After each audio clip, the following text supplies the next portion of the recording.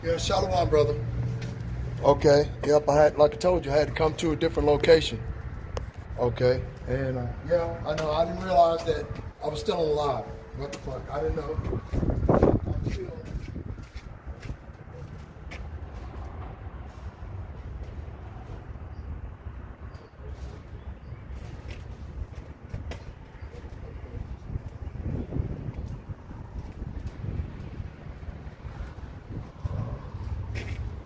Yeah. Ain't nothing else I can do, man. You know, everything is just it started up all fucked up today. You know what I mean? You know, don't nobody want to come preach with me. You know, which is fine. All I got out of that shit was a mouthful of motherfucking excuses. You know, that's all I got. Just excuses and shit, which is all good. I don't give a fuck. I was out here preaching by myself for a minute. So. To the doom, you know.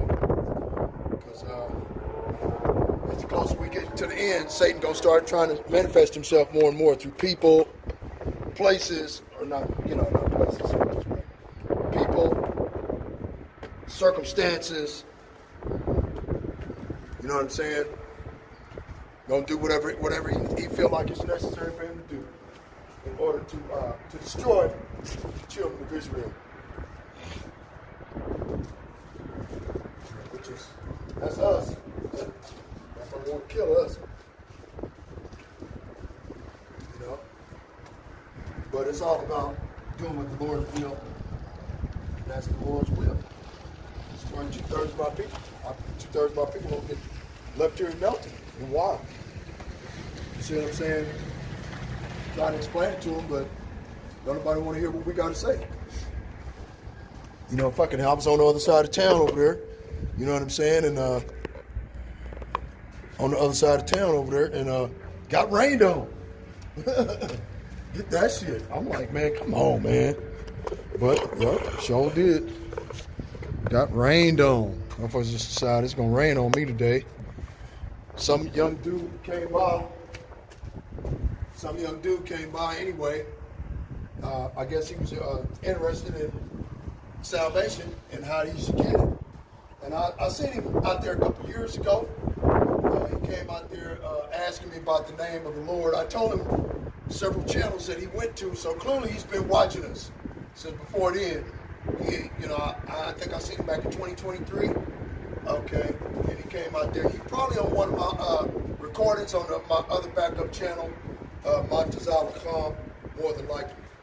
Okay, as one of the young men that came up asking questions. You know, because a lot of them videos, you know, I didn't know anything about that you could stream live, right? So, okay, I'm gonna go to yeah.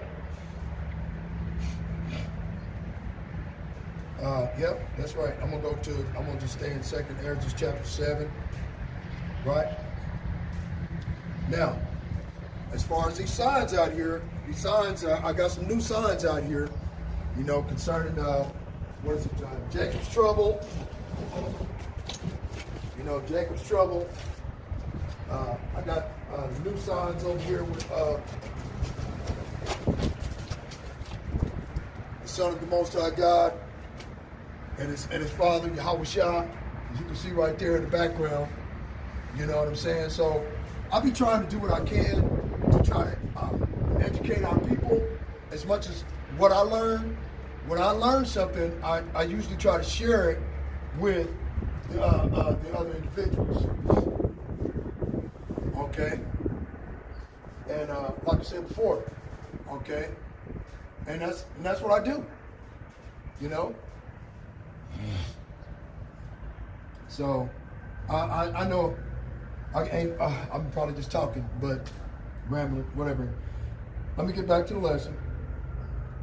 2nd Ezra, you know, because when it started raining, it just, you know, it just really put a damper on it for me. 2nd Ezra chapter 7.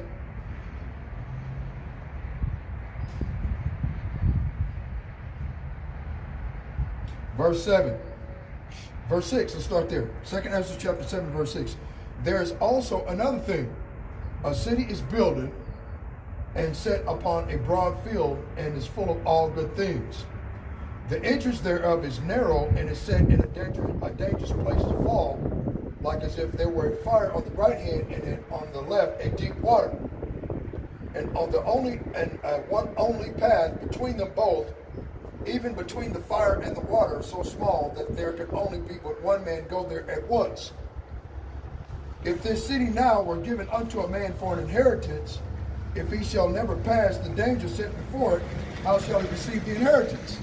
So basically, that's an exhortation of us to be prepared to go through tribulation, to go through anguish, to go through the fires of adversity, so to speak. Right? No water, no food. People have to learn how to go back to hunting. If there's no water, there's no food, and there's no gas, you know, society stops. Animals are going to start running across the street, right? Like you seen in that movie, what was the name of that movie? Leave the World Behind. You see what I'm saying? So, you know, you're going to run into a lot of these things going on. You know, these individuals, they still believe in Cicero Borgia, Jeebus Cross. Like Jeebus Cross is going to save them. The Son of God is not going to save these motherfuckers, man. Okay? Because these Edomites, they want to walk right off into the kingdom of heaven and still have all the baggage of all of the sin and iniquity that they've committed without having to have repented from it. Right? Without having to have changed anything. You have to change the way you are. You have to change your life. You have to change something. Okay? Okay? For the better. That's opposite of what you were accustomed to doing. That in itself is true repentance. Let's go to 2nd Ezra, chapter 16, verse 67. Right? Behold, the Most High himself is the judge. Fear him.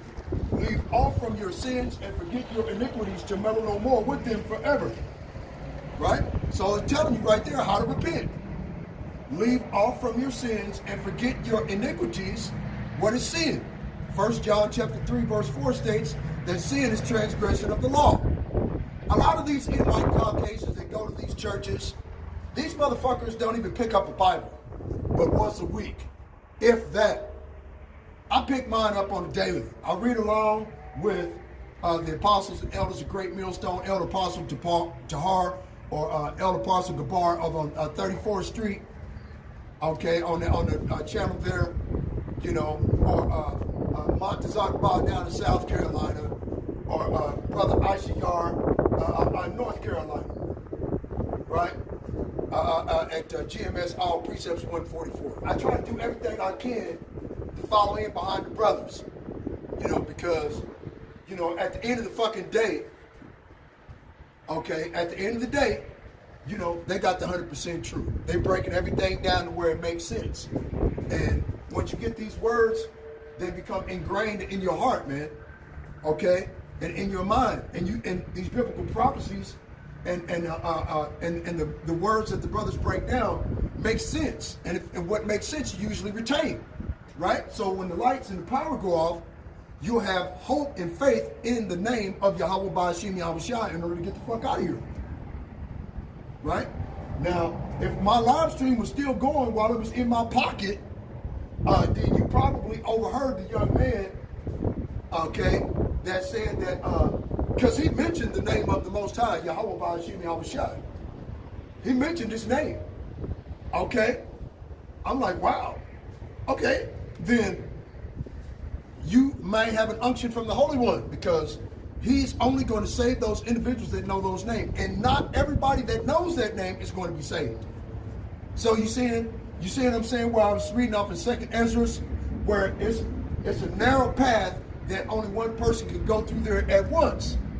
Because you got the fire of adversity on one side, and then you have the water of faithlessness and hopelessness, that you can just fall in and drown and faithlessness and hopelessness. You see what I'm saying? So that's the waters of forgetfulness, and then you have the fire of adversity on the other side. So there's only one person that can go there at once. You can't send a whole group of 5 or 10, 1,000 people down through there at once. You're going to have people falling off to the side over here. People fall off to the side over there. Like Yahushua said. And I think it's the book of Matthew, if I can find it. Okay. Damn it. So like, man, come on, man. See, you know, let me go to. Come on, let me type it in. Wow. How come you won't let me type it in? Piece of shit, man. Hold on.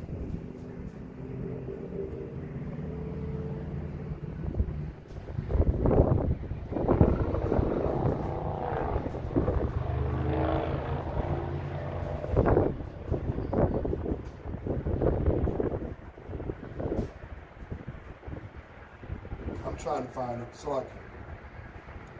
Okay.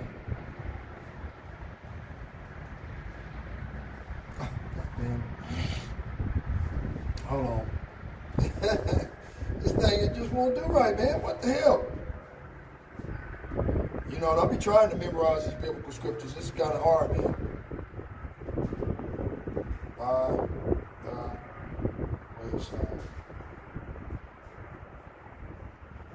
Okay, so it ain't gonna give it to me then.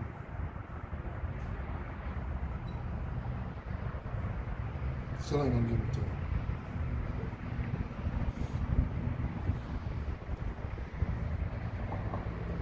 Upon thorns. So like I'm really trying to get it, man. Alright, so it ain't gonna man, God damn this man. It just ain't gonna do right today, man. I guess it wasn't meant for me to preach today. I don't know.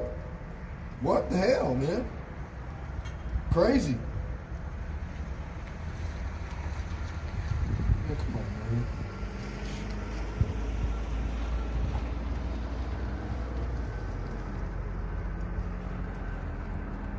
Come on.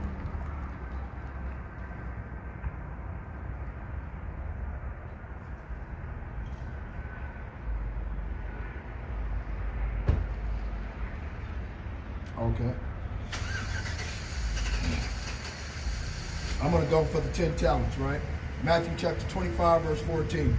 For the kingdom of heaven is as a man traveling into a foreign country who called his own servants and delivered unto them his goods. And I apologize about taking so long, but, you know, I was getting rained on over there on the other side of town, man. I mean, all my signs is wet and shit.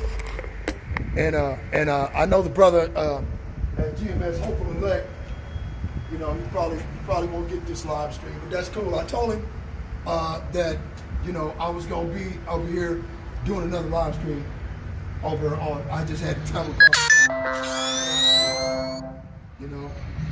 But anyway, for the kingdom of heaven is as a man traveling into a foreign country who called his own servants and delivered unto them his goods. And unto one he gave 5 talents, to another 2, and to another 1, and to every man according to his several ability, and straightway took his journey. Right? So he did that to the apostles. Okay? He gave everyone a certain talent to his several ability. And that's what the Most High has done again to these, by sending out the Rahab Kodash, which is the Holy Spirit, to certain individuals that have the ability to teach. You know, you have individuals that have the ability to provide information. You have other individuals that can find information. You have individuals that are talented at speaking in the Lashon Kodash. You know, those are just examples. You have individuals that are talented at rebuke and reproof videos. You have individuals that can do a lot of different things. Right? Anyway, Matthew chapter 25, verse 16. Then he that had received the 5 talents went and traded with the same and made them other 5 talents. Likewise, he that received 2, he also gave 2 other. But he that had received 1 went and digged in the earth and hid his Lord's money. And after a long time, the Lord of those servants cometh and reckoneth with them. And so he that had received 5 talents came and brought 5 talents, saying, Lord, thou deliverest unto me 5 talents. Behold, I have gained beside them 5 talents more. Right? So the Most High, looked at this man as a righteous man. Clearly, gave him 5 talents. Okay? And then he went out and, he stood on the street corners, risking his life and his freedom. Okay? And he was preaching the words of truth. Okay, just like it was in 2007 when the apostles and elders of Great Millstone was out there teaching on the street corner, and a lot of the individuals that I learned from now had been brought in through them and through their word. And through them, they entered into those labors. Same thing. They did the same thing. Okay? And I've entered into the brothers' labors that they learned from. You see? So, these individuals have gained a lot of talents for themselves, right? Wow, man. Come on now. The so-called Christian church, they need to understand that this is a family inheritance. This is a family rulership and a bloodline inheritance. Okay? Now, if white men, so-called, if they got a family motherfucking inheritance, okay, they got a will, a last will and testament, right? And the last will and testament of the Most High God, Yahweh Bashim Yahweh Shai, is that he should save his people. And the Most High said, a strong one, like it says in Isaiah chapter 19, verse 20. He's going to send a valiant and strong one to save us. Okay? To save his inheritance. Right? That was his will and testament. That's his will. The will of the Most High. Right? Okay? Well, it's the same thing now. Okay? We entered into those righteous men's labors to try to see if we can bring in a few stragglers out of the world before the end of days. Because we're at the end of this thing. ESAU-EDOM, the so-called white man, is finished. But they don't understand this is a family inheritance. That's what they don't get. They think that everybody in the world, if they repent from their sins, can be saved. That is not what the Bible meant. Okay? That is evangelical Christian bullshit. Okay? Real talk. Okay? And it's not true. It's not true. Okay? What this is about, not only is it as a family inheritance, but the children of Israel, okay, who are Negroes, Latinos, and Native Americans, the narrative of the Bible, if you follow it, our people were scattered into all nations upon the face of the earth, not only through the transatlantic slave trade and the reverse triangular slave trade, but also through Silk Road, the sub-Saharan slave trades, okay, all of that, man.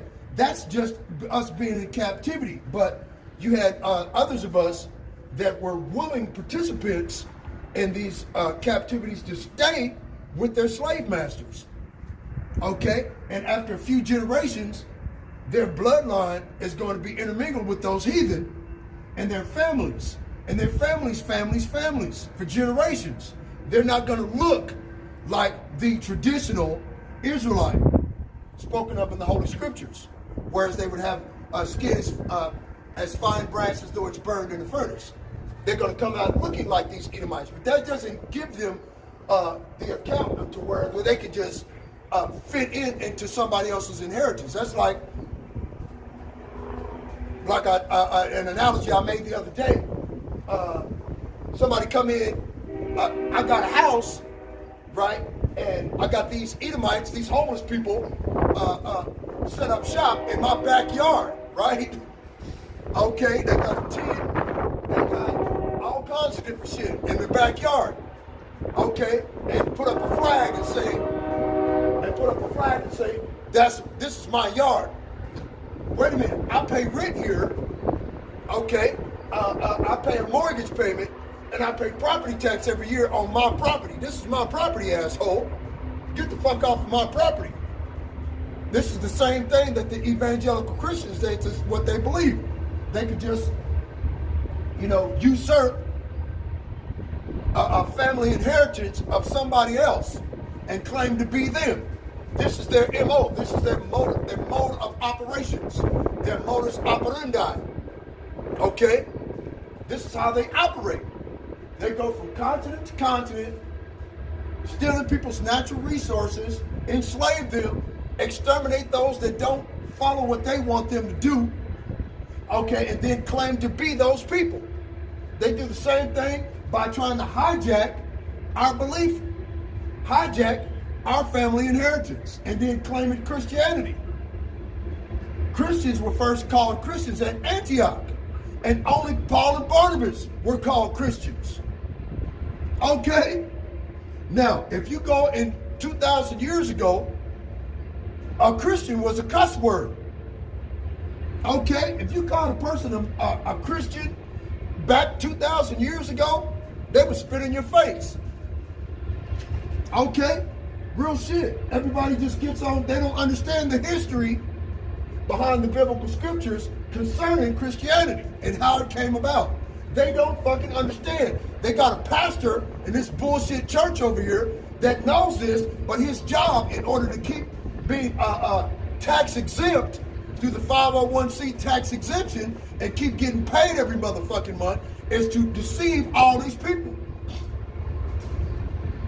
That's his job, is to keep them in derision and confusion and keep them pushing and keep on pushing a goddamn long-haired, blonde-haired, blue-eyed white man. Okay? That is not the Son of the Most High. That is Cesare Borgia. That is the image of an individual that murdered his own brother and raped his own sister. Okay? Who was a gay and openly gay homosexual white man whose boyfriend was Leonardo da Vinci. Okay? This is what they're not teaching you at the Christian church. They're not going to teach you the historical background of this individual that everybody claims to be Jesus Christ. They're not telling you that the letter J was created in 1524 by John Giorgio Tricino, an Amalekite biblical scholar. They're not telling you that shit. Okay, at that time in the 8th and 9th centuries, the Masoretes, they created the Masoretic text by using the Assyrian script, square script Hebrew language, and adding vowel points, which are dots and dashes above and below each character, thereby effectively changing the pronunciation of the words when they're spoken with these dots and dashes. Right? And these individuals, they came in and took and added a Slavic, Eastern Germanic language called Yiddish and applied that to the Assyrian script Hebrew with the dots and dashes, and said that they're trying to preserve that as the Hebrew language, which is bullshit. Yiddish is a bastardized language of 3 different languages: Dutch, French, Spanish, and Slavic, and German. That's 4 or 5 different languages, all of that shit intermixed and intermingled together. You see?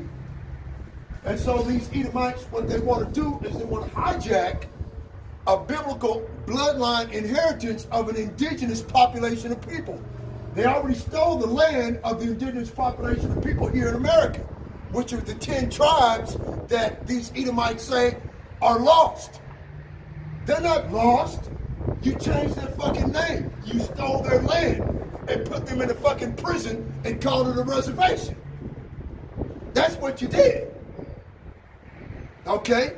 And then you say that, well, that was a long time ago. Fuck that. Do you honestly believe that a God that lives forever will forget what you did to his people? You're fucking retarded. The Son of God, when he gets here, is going to burn your ass the fuck up with thermonuclear weapons and with the weapons of the angels in heaven. You people are fucked as a race. This is your last go. you might as well go for whatever to go for the gusto. Because you can't be saved. It's impossible for an Edomite to be saved. It's goddamn impossible, man. The Most High God, look, ESAU-EDOM, the so-called white man, sold his birthright for one morsel of meat. They don't teach you at church that they don't teach you at church that ESAU-EDOM is the so-called white man today. They're the same fucking race. Caucasians. They're actually troglodytes. Troglodyte is a fucking cave dweller. Caucasus are cave dwellers. By definition of the word Caucasian. What the fuck? Okay? You people are troglodytes. You people are fucking cave dwellers, cavemen. And you're mad because the truth is coming out about who the fuck you are? The vast majority of these Edomite Caucasians don't even know who the fuck they are. They ain't got a fucking clue. They think they're just white. They think they're just gonna walk right up into the kingdom of heaven. Bullshit. The kingdom of heaven is gonna be here on earth. They're going to create the kingdom of heaven for us as slaves for 1,000 years. Okay? They don't have a choice. Those that are in those deep underground bunkers and underground cities that they've been preparing for the last 15 years for World War III, those are the Edomites that are going to be into slaves, and through their seed line, all the rest of these Edomite Caucasians are going to come back. Okay? That's what the fuck you don't get. That's what they don't teach you at this bullshit church. You need to stop going to church and read the Bible for yourself. Like it says in the book of Proverbs, chapter 12, with all thy getting, get understanding. It says also in Isaiah chapter 33, verse 6, wisdom and knowledge shall be the stability of thy time and the strength of thy salvation. The fear of the Lord is his treasure. These Edomites don't fear God. As soon as they leave church, they go over there and buy a goddamn pack of cigarettes and go back to smoking. As soon as they leave church, they go straight to the goddamn liquor store. These Edomites don't fear God. They don't give a shit about him. As long as God or Jesus Christ look like them, they ain't got a problem. That allows them to go off and continue to do evil and wickedness. They forgot all about the teachings of Paul the Apostle. That's the madness of these goddamn Edomites, man.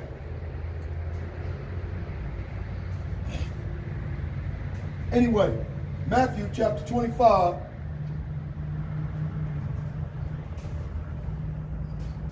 Verse 21. His Lord said unto him, well done, thou good and faithful servant. Thou hast been faithful over a few things. I will make thee ruler over many things. Enter thou into the joy of thy Lord. Right? He also that had received 2 talents came and said, Lord, thou deliverest unto me 2 talents. Behold, I have gained 2 other talents beside them. Verse 23. Man, come on, man. Save it, boy. Verse 23. His Lord said unto him, well done, thou good and faithful servant. Thou hast been faithful over a few things. I will make thee ruler over many things. Enter thou into the joy of thy Lord. Then he which had received the 1 talent came and said, Lord, I knew thee that thou art an hard man, reaping where thou hast not sown, and gathering where thou hast not strawed. And I was afraid. Oh, man, come on, man. They keep doing the same thing. Wow.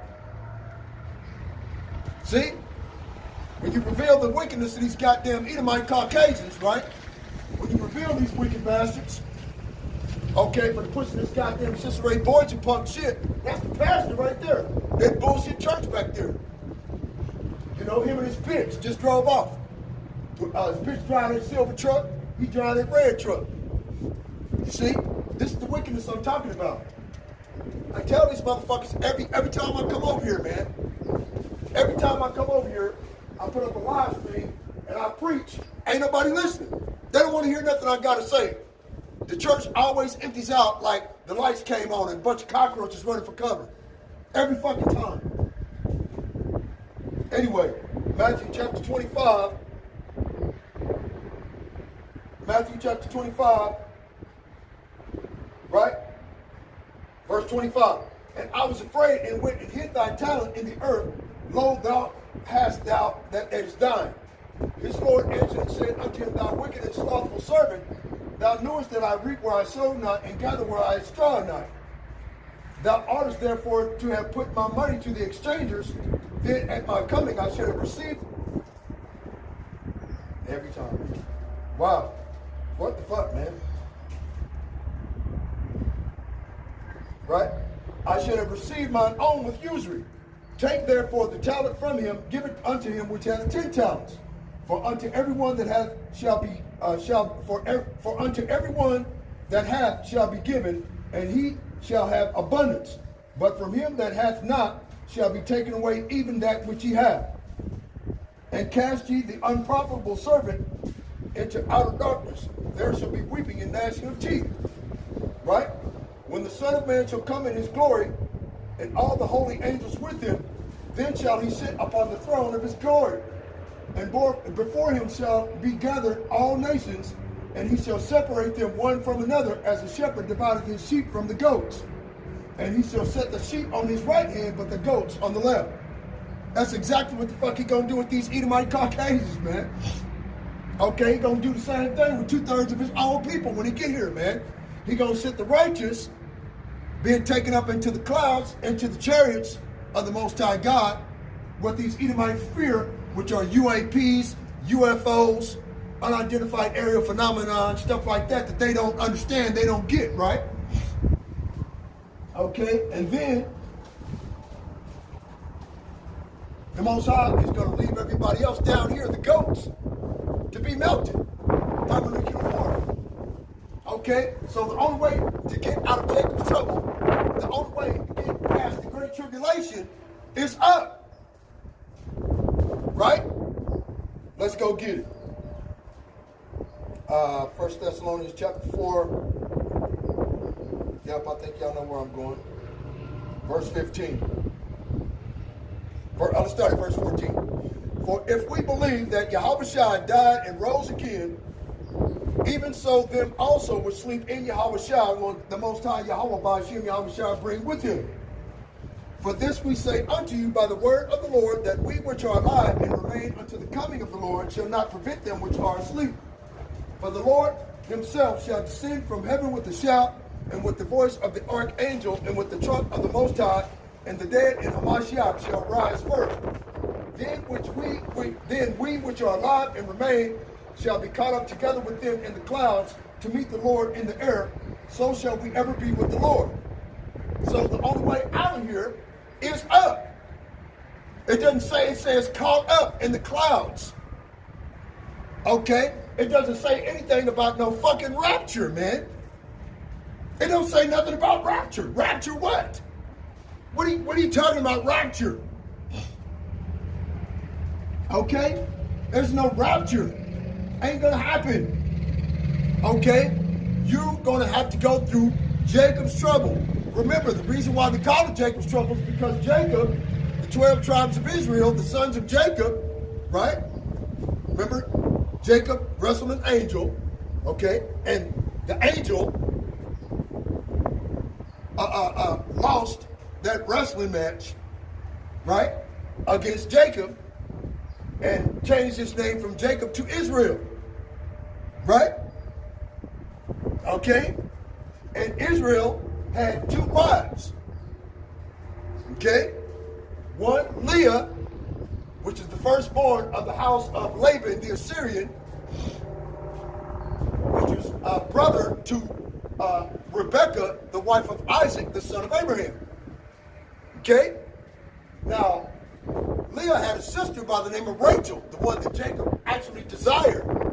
But because of Laban's family, how they do things, a tradition, his family tradition, the firstborn daughter has to be given in marriage first, which was Leah, the one he didn't want. But he had to take her. So he had to work for his uncle Laban an additional 7 years in order to get the wife that he wanted. Okay? Now, each of these women had a handmaid, okay, that would do their hair and wash their back and all this other shit, right? Now, out of these 4 women, Jacob had 12 sons.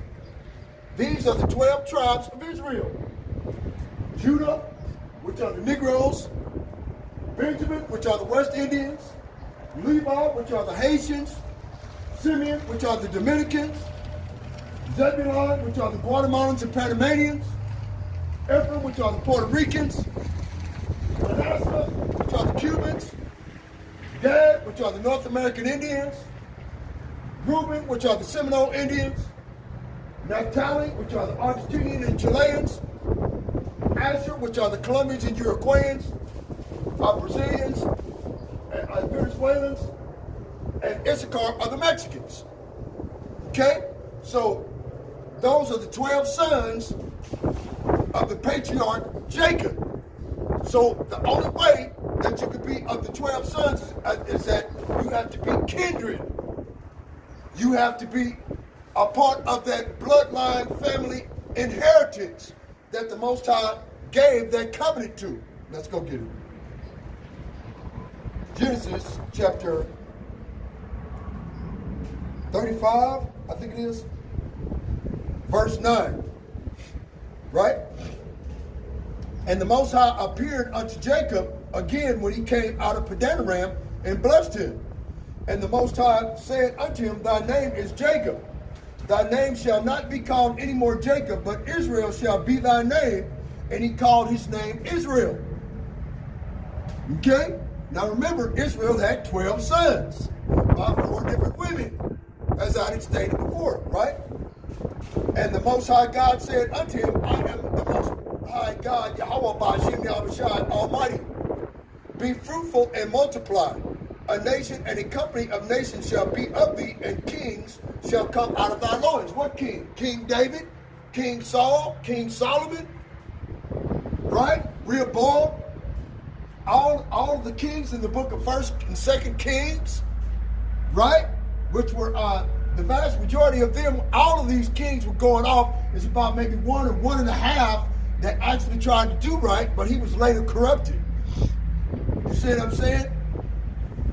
I think Hezekiah was one. He was completely corrupt, and then he changed his way. At the end, before he died, the Most High gave him another 15 to 20 years to straighten up his act, okay?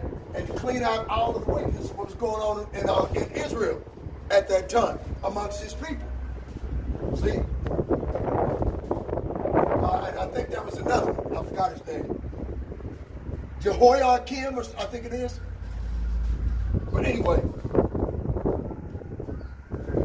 And the land which I gave Abraham and Isaac, to thee will I give it, and to thy seed after thee will I give the land.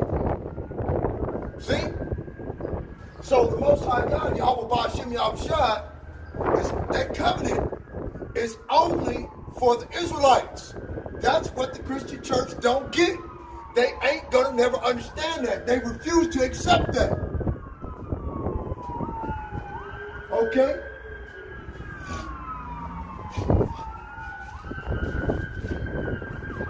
Salaki.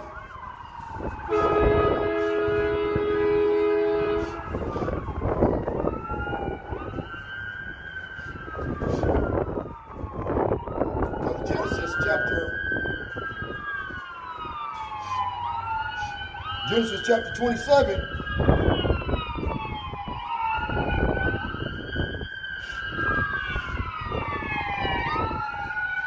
Genesis chapter 27, verse 21.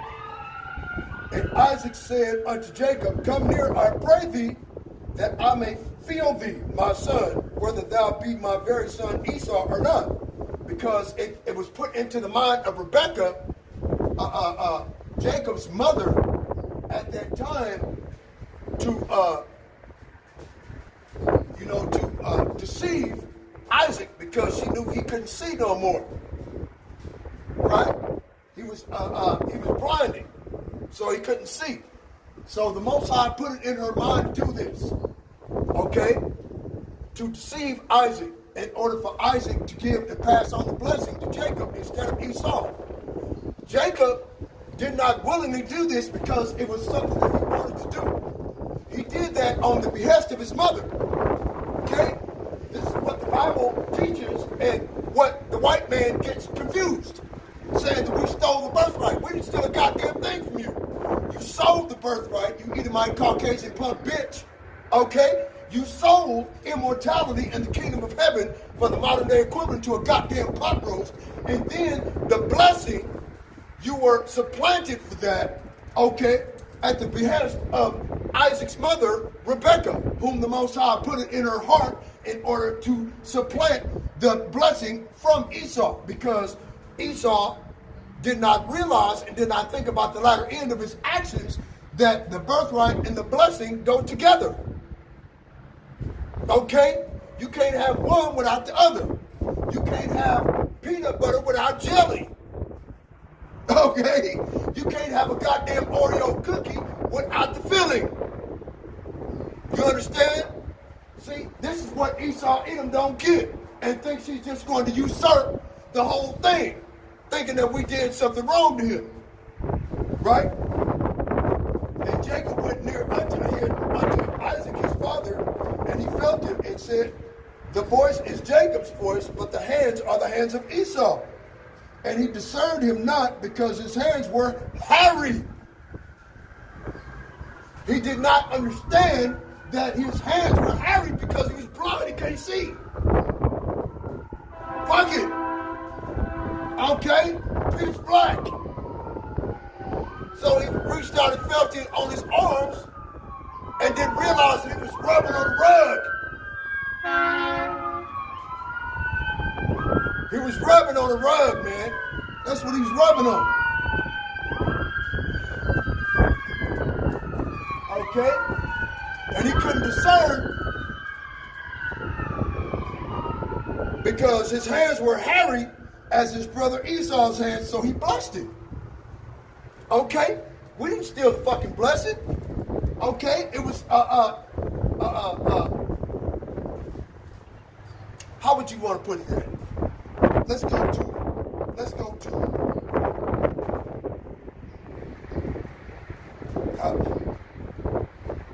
Romans chapter 9.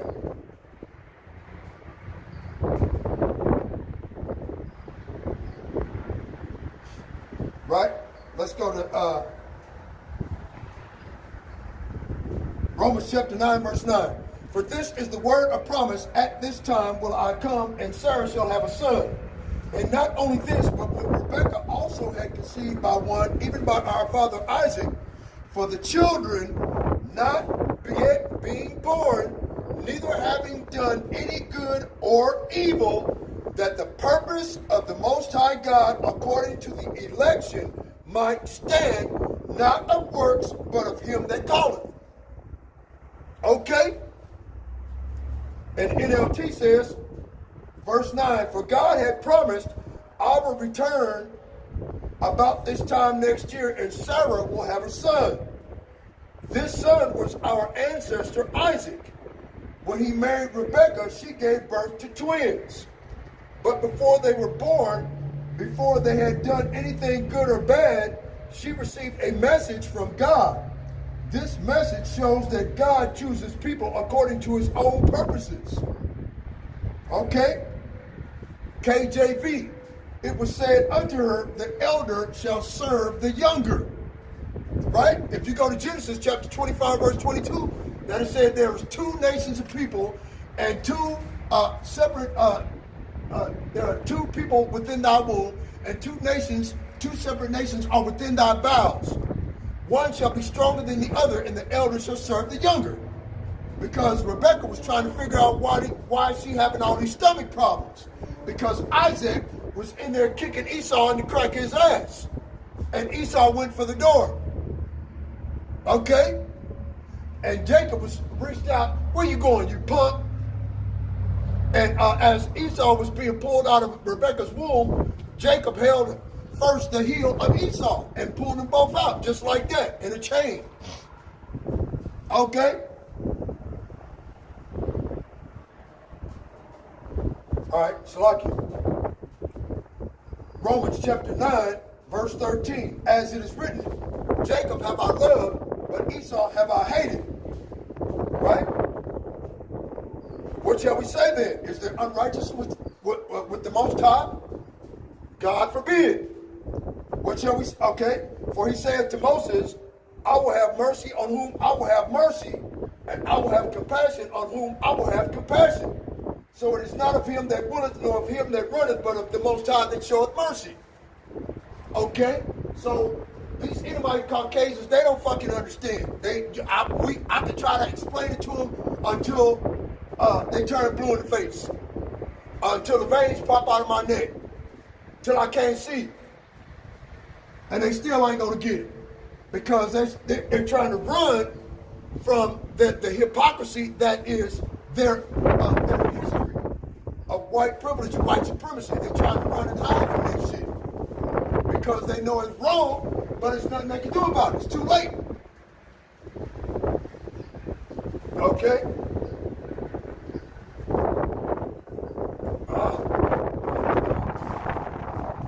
Wow. Just do whatever, huh? Anyway, let's go over here to Lamentations, chapter 4.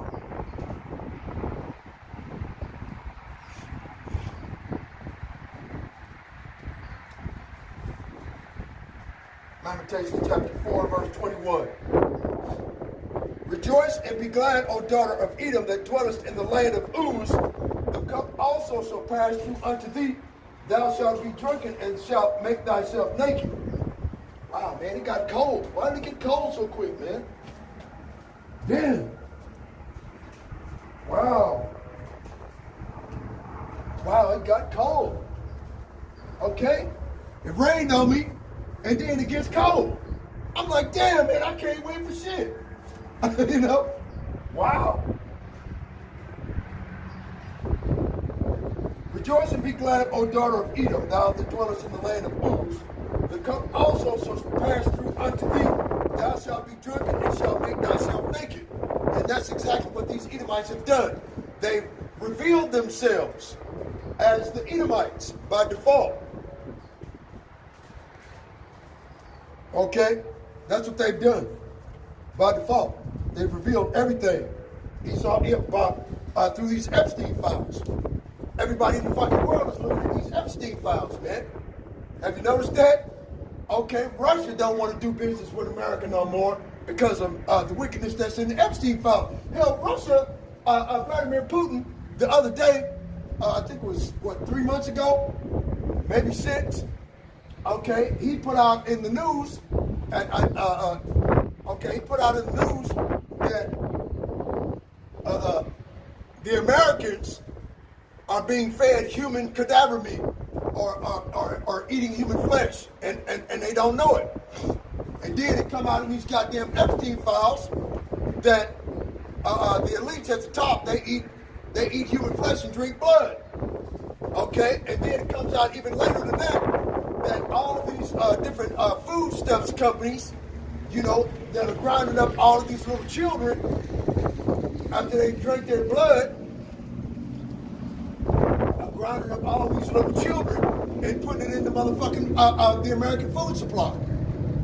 So when you buy a roll of hamburger meat, like I said earlier in the previous live stream, okay, if you got you a deal of hamburger meat, okay, is it real hamburger meat? Is it mixed in with human flesh? How the fuck do we know? We can't tell anymore. You see what I'm saying? It's just best you just go to a farmer, okay, you know, one of these like Yoder meats, and just buy your meat from there. It's more expensive, but it's real. Okay? That's what I'm going to start doing. Tell my old lady, fuck it, we got a discount through the job. Anyway, Lamentations chapter 4, verse 22. The punishment of thy iniquity is accomplished, O daughter of Zion. He will no more carry thee away into captivity. See? So the Most High Yahweh Ba'ashim Yahushua says that our iniquity is accomplished. Like it says in Ezekiel chapter 35. Let's get it. Yeah, fuck it. Ezekiel chapter 35. Right? Verse 5. Because thou hast had a perpetual hatred and hast shed the blood of the children of Israel by the force of the sword at the time of their calamity, in the time that their iniquity had an end. Because of a perpetual hatred. These motherfuckers perpetually hate us for no reason. Right? Let's go back to Lamentations chapter 4, verse 22. The punishment of thine iniquity is accomplished, O daughter of Zion. He will no more carry thee away into captivity. He will visit thine iniquity, O daughter of Edom. He will discover thy sins. And the sins that of ESAU-EDOM, the son of perdition, the man of sin, has been revealed. Everybody in the fucking world knows what's going on with these goddamn Edomite Caucasians. And when people look at one of these Edomite Caucasians, they immediately see a motherfucking pervert or a pedophile, okay, or a person that is he got some little kids in his basement? Does he have little kids in his shed in his backyard? Does the little Edomite motherfucker do they have cadavers up under their porch? We don't know no more. We don't know if these motherfuckers, man, come on, man. So that's where we're at in this thing, man. Okay. Let's go to Hebrews. Right? Hebrews chapter 12, verse 16. Lest there be any fornicator or profane person as Esau. Is not Esau a spiritual fornicator? Spiritual fornication, fornicating with these false gods and idols?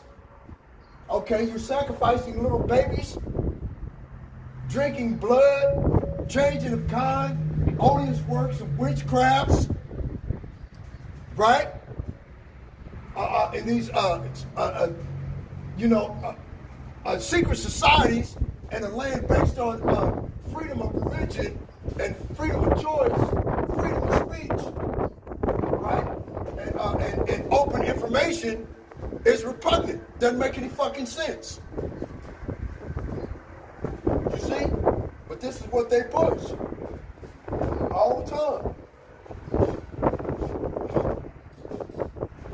Lest there be any fornicator or profane person as Esau, who for one morsel of meat sold his birthright. For ye know how that afterward, when he would have inherited the blessing, he was rejected. For he found no place of repentance, though he sought it carefully with tears. Okay, and ESAU-EDOM right to this day is still trying to seek carefully with tears a way out of the punishment that he got coming. Okay? Trying to do every goddamn thing he can, but it ain't working. I wish I could have stayed over there on the street corners, but it started raining on me. And I told the brother over in Hopeful Lake that, hey, look, I was going to be in a different location, but, maybe he didn't get this live stream. It's all good. Right? Let's get 2nd Ezra.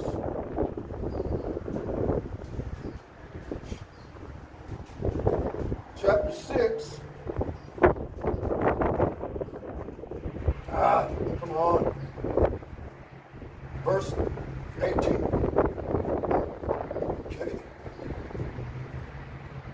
And And it said, behold, the days come that I will begin to draw nigh and to visit them that dwell upon the earth, and will begin to make inquisition of them, what they be that have hurt unjustly with their unrighteousness, and when the affliction of Zion shall be fulfilled. Okay? So our iniquity is at an end. Okay? Our iniquity is accomplished. Okay? And our affliction is fulfilled, and ESAU-EDOM is still going above and beyond to try to destroy us. Okay? Because he's at the end of his rope. White privilege and white supremacy ain't working. Okay? He's fucked. There's nothing he can do. Okay? And there's nothing that can ever be done about it. So our job is to notify the 12 tribes, wherever they may be scattered. That's the reason why we make these video epistles. So this way these videos will go out to the different parts and nations of the earth, of individuals that may not have heard these words, okay, that may need to hear them. You see? And reach the individuals in different parts of the earth who are Israelites. Because the only individuals that are going to get the name that we preach, which is Yahweh Ba'ashem Yahushua, okay, the only ones that are going to get the true name,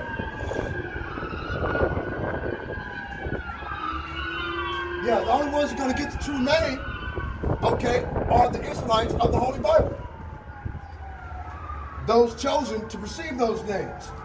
Because those names are the keys, okay, of salvation. If you don't know the name of the Most High, Yahweh Ba'ashem Yahushua, the creator of the heavens, the earth, the sea, all that is there in the foundations of water, you're going to be left here melted. You're going to be left here burned. Okay?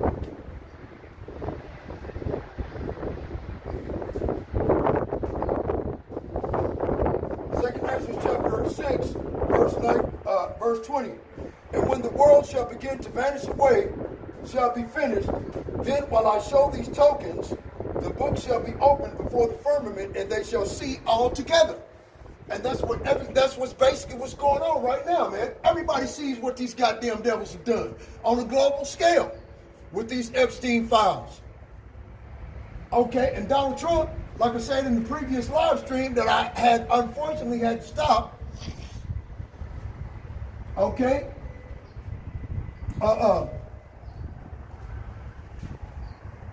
destroyed or unalived the Ayatollah Khomeini. Okay, which more than likely is going to start a regional war in that area of the world. Okay, and it starts this regional war. Okay, they're going to start drafting U.S. citizens into their fucking militia. Okay. Well, China and Russia have anything to do with it. Okay. If China and Russia have anything to do with it, what they're going to do, okay, I already know what they're going to do. They're going to send over them robots. They're already putting out videos saying that Boston Dynamics, their robotics program, are about 20 years behind the Chinese program on robotics. The Chinese are already showing their robots how to use weapons and guns and bullets and bombs, showing them kung fu. I seen a video of the brother Abawan Gabar out of New York State, and you know, that brother, man, he put a video out. These motherfucking, they got robots on stage doing kung fu, super flips, and all kinds of backwards handsprings and shit. I'm like, motherfucking Boston Dynamics ain't doing that type of shit, man. Ain't no way. Using Chinese swords and spears and shit. Fuck that, man. Yeah. If Iran need any weapons, all they got to do is ask Russia or China. Because remember, in the prophecy of Ezekiel chapter 38, Gog and Magog is Russia and China because they sit on the same fucking continent of Magog, the land in which Gog sits. And Gog is Vladimir Putin. Now, the biblical prophecy of Ezekiel chapter 38, okay, goes into the Russians being a guard unto all different nations. Let's go to, man, what is this? Okay, let's get Ezekiel chapter 38, verse 1. And the word of the Lord came unto me, saying, Son of man, set thy face against Gog, the land of Magog, the chief prince of Meshach and Tubal, and prophesy against him, and say, Thus saith the Lord Yahweh, by Hashem Yahushai, Behold, I am against thee, O Gog, the chief prince of Meshach and Tubal. Right? Why? Because the leader is an Edomite Caucasian. The Most High Yahweh does not like Caucasians. These motherfuckers whitewashed all of history and changed the truth into a lie. Okay? This is what they've done. And say, Thus saith the Lord Yahweh, Behold, I am against thee, O God, the chief prince of Meshach and Tubal, and I will turn thee back and put hooks into thy jaws, and I will bring thee forth in all thine army, horses and horsemen, all of them clothed with all sorts of armor, even a great company with bucklers and shields, all of them handling swords. Right? So they're going to put together all of their armies, okay, and go into the valley of Jehoshaphat, like it says in Joel chapter 3, verse 2. Right? Which they pretty much already done. You got the Russian fleet, the Russian naval fleet. They got Russian submarines and Russian ships over there in the Mediterranean. America's got ships in the Mediterranean, and then the Chinese are sending warplanes over there in jets for the Iranian army to use. You see? So everything is coming together in order to bring about the destruction of ESAU-EDOM, the so-called white man, and their white hegemony of white privilege and white supremacy. Okay, I will turn thee back and put hooks into thy jaws, and I will bring thee forth in all thine army, horses and horsemen, all of them clothed with all sorts of armor, even a great company with bucklers and shields, and all of them handling swords. What are the swords? The modern day sword is the gun. Tanks, drones, jets. Okay? Bucklers and shields. A great company, right? Persia, Ethiopia, and Libya. All of them with shield and helmet. Gomer and all his bands, which is Turkey. The house of Tergoma of the North Quarters. North Turkey. What is that, Syria? Right? All of his bands and many people with thee. So the dragons of Arabia, okay, are all going to join forces against ESAU-EDOM and the Israeli hegemony over there that are trying to expand on this greater Israel project. That's what the fuck they're trying to do. They're trying to take over Iran, Iraq, Afghanistan, Saudi Arabia, okay, and make all that land greater Israel. That's what the fuck they're trying to do. So this way they can burn up America and send all of the white folks over into the fucking Middle East. Okay?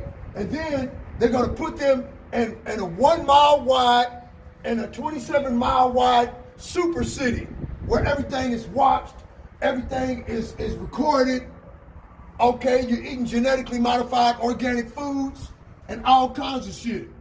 And if you try to escape, because they've already put movies out about this, what I'm talking about. They've already put movies out about it. Okay, and if you try to escape, they'll send drones out to burn your ass up with laser beams. I mean, these motherfuckers are dreaming about things that are not going to come to pass. Okay? Because the Most High God is going to destroy them from off the face of the earth before they get their planes off the ground. Okay? Be thou prepared, and prepare for thyself, thou and all thy company that are assembled unto thee, and be thou a guard unto them. That was my point.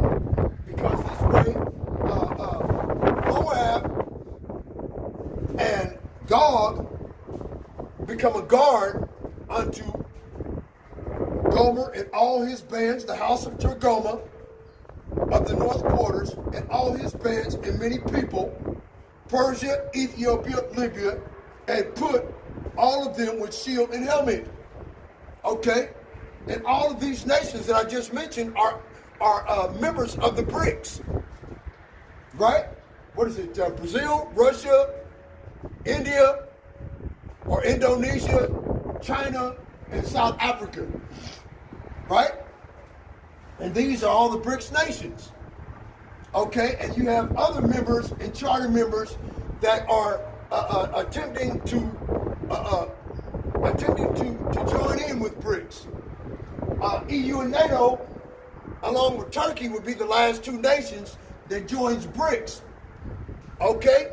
Because when EU and NATO, the European Union, they join BRICS, America is left by itself, standalone country. You see what I'm saying? And they're the only ones that will be able to defend Israel. But they're not going to be able to defend it successfully because it's biblically prophesied that they would be destroyed as a whole. And after many days, thou shalt be visited in the latter years, thou shalt come into the land that is brought back from the sword and is gathered out of many people against the mountains of Israel, which have always been laid waste. Right? Now, that land that is brought back from the sword is the ideology of these Edomite Caucasians, Rome 2.0, that was brought back from the sword. Okay, that was brought down by the sword, but they've been brought back. Okay, during the Renaissance period, the rebirth of the Roman Empire, the empire of the Edomites. Right? And thou shalt come into the land that is brought back from the sword and is gathered out of many people. And what is happening here is they're brought back out of many people. Right? America, the great American melting pot, right? Let's see. Right? Which have always been laid waste. But it is brought forth out of the nations, and they shall dwell safely, all of them. Right? Right? Thou shalt ascend and come like a storm. Thou shalt be like a cloud to cover the land, thou and all thy bands and many people with thee. Thus saith the Lord Yahweh, it also shall come to pass that at that same time shall things come into thy mind, and thou shalt think an evil thought. And thou shalt say, I will go up to the land of unwalled villages. Where's the land of unwalled villages? America. Ain't no villages, walls around here in America. They try to build that wall down in Mexico, but it don't work. Look, Donald Trump is at war with everybody in the fucking world. You had war with Cuba. You had war with Mexico. You had war with Russia. You had war with China. You had war with India and Pakistan. You had war with fucking Afghanistan and Iran. Okay? You had war with China over Taiwan. Is there somebody that we left out that you're not at war with? You don't have enough military forces. You don't have enough military commanders. You don't have enough military men. Okay? You are too sparsely spread out. This is the same way that Rome fell before. That's the reason why it says the land that was brought back from the sword. The same people that fought all of those wars for the same reason that Rome fell, because they weren't paying them real money. They were paying in petrodollars back then. Denarius that were made, they were wood nickels that were backed by the military force of Rome. And then nobody want to hear that bullshit. They wanted real money. So this way they can buy and sell in commerce in different countries. Different countries wasn't fucking with Rome's money back then because it was worthless. Okay? All of these nations are coming away and doing away with the U.S. petrodollar. They're burning it, throwing it in the fucking trash. Okay? They're doing all kinds of shit, man. Told you. And what we're trying to do is tell the people exactly what's going on here. But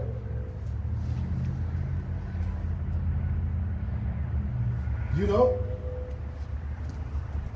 ain't nothing we can do. Right? So going over here to Ezekiel chapter 36, verse 1, also thou son of man, prophesy unto the mountains of Israel, and say, ye mountains of Israel, hear the word of the Lord. Thus saith the Lord Yahweh, because the enemy hath said against you, aha, even the ancient high places are ours in possession. And that's what these Israeli Amalekite Khazars, them imposters over there, claiming themselves to be Jews and are not, but are the synagogue of Satan, are doing. They bragging about, aha, the ancient high places are ours in possession. They got that possession of that land through the Balfour Declaration. It was not biblically prophesied for those people to be over there claiming to be Jews and are not. They were not supposed to be there. That was an underhanded backstab to the children of Israel, the true people at that time who were slaves in captivity, scattered in the lands of their captivity. Nobody was supposed to inhabit that land but us. See? Okay, to this day, nobody's supposed to be over there but us. But these Edomite devils, to the Balfour Declaration, you can do research on your own on that. Just type it in your Google search engine. That gave, through the Rothschild family, paid for that land to the British government. Okay, now remember, Rothschild, the word Rothschild and the name Rothschild means red shield, which in actuality means red child. Now we all know ESAU-EDOM, when he came out his mama's hole, was red all over like in hairy garment.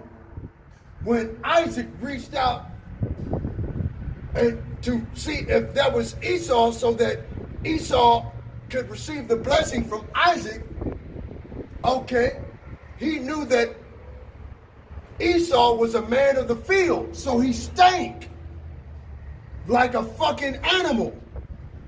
That's the reason why you have a lot of blacks and Latinos that deal with these Edomite women and men, okay, and after they start sweating, right, or if they take a shower, they smell like a wet dog. Okay? That's a fact. They smell like that, man. So when Isaac went to smell to see if it smells like Esau, it smelled like Esau, a wet dog, a wet animal, right? Because he had been out, he smells like a man of the field, okay? When Isaac, because he was blind, can't see shit, reached out to touch his hands, he was hairy. Okay, those are the two main characteristics of a goddamn troglodyte. A troglodyte is a fucking cave dweller, a caveman. Ooh, ooh, ooh, ooh, ooh, ooh, ooh, ooh, ooh, ooh, ooh, oh, oh, oh, ooh, ooh, ooh, ooh. Ain't that a bitch? That's who these people are, man. Okay? You know?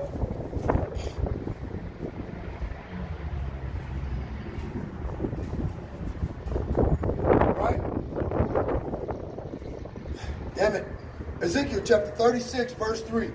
Therefore prophesy and say unto the Lord thy God, because they have made you desolate and swallowed you up on every side, that ye might be a possession and unto the residue of the heathen, and that you are taken up in the lips of talkers, and are in an infamy of the people.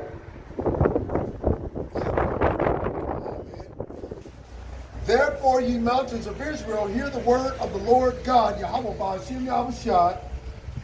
Thus saith the Lord God to the mountains, and to the hills, and to the rivers, and to the valleys, and to the desolate wastes, and to the cities that are forsaken, which have become a prey and a derision to the residue of the heathen that are round about. Right? Therefore, thus saith the Lord Yahweh, surely in the fire of my jealousy have I spoken against the residue of the heathen, and against all Idumea, which have appointed my land into their possession, with the joy of all their heart, with despiteful minds to cast it out for a prey. This is what ESAU-EDOM has done. Okay? They cast it out for a prey.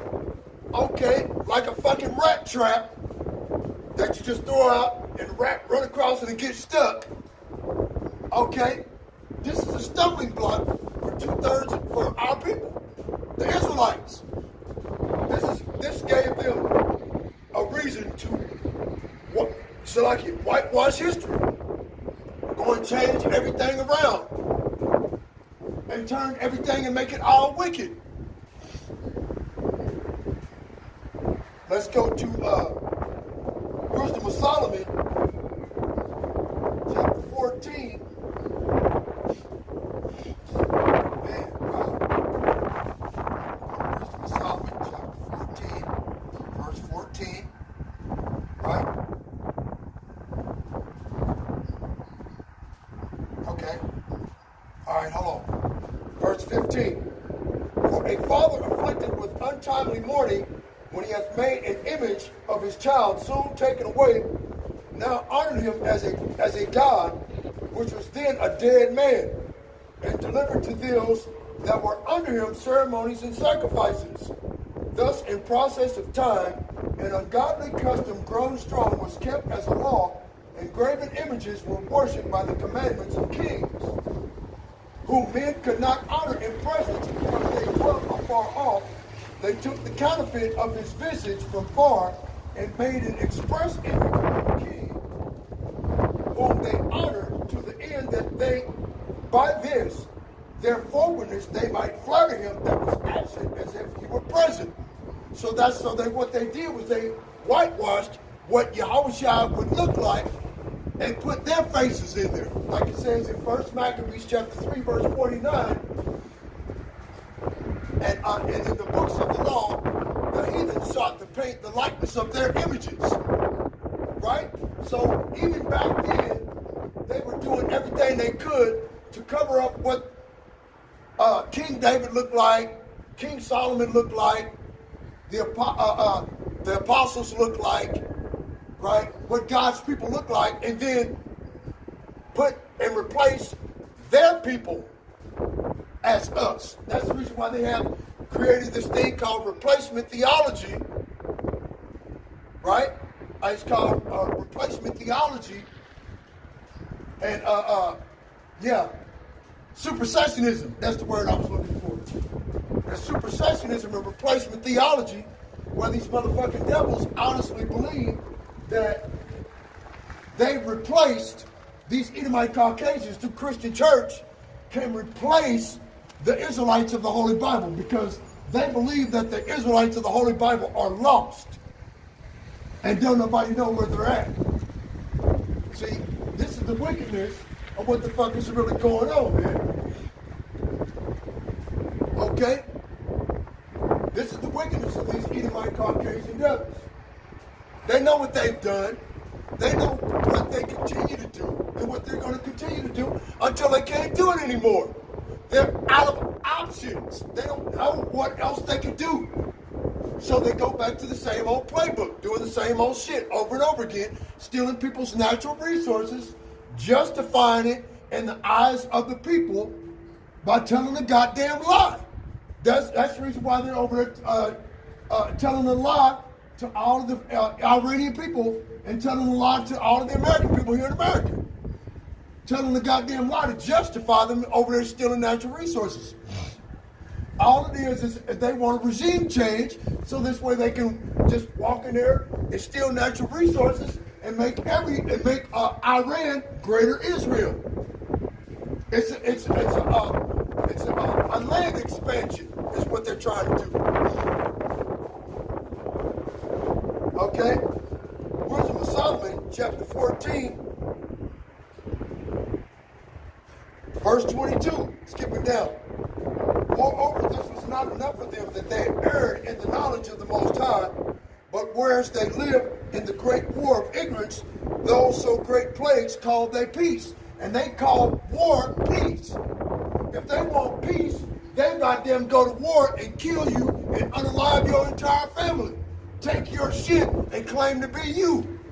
Next thing you know, you're going to have a bunch of people over there in Iran that look like white folks. That's what the fuck they trying to do. Okay? Verse 23, for whilst they slew their children in sacrifices, or used secret ceremonies, or made revilings of strange rites, they kept neither lives nor marriages any longer undefiled, but either one slew another traitorously, or grieved him by adultery, so that there reigned in all men, without exception, blood, manslaughter, theft, dissimulation, corruption, unfaithfulness, tumults, perjury, disquieting of good men, forgetfulness of good turns, defiling of souls, changing of kind. What do you mean change of kind? Okay, a man wants to be into a woman through that transgenderism shit, transhumanism, and a woman can be a man by attaching a dead man's penis onto herself. Right? Oh, come on. Right?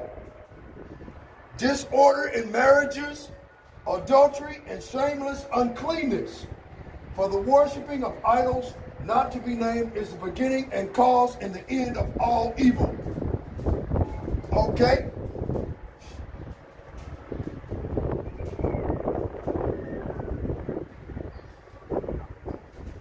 Right? And see, this was an occasion to deceive the whole world.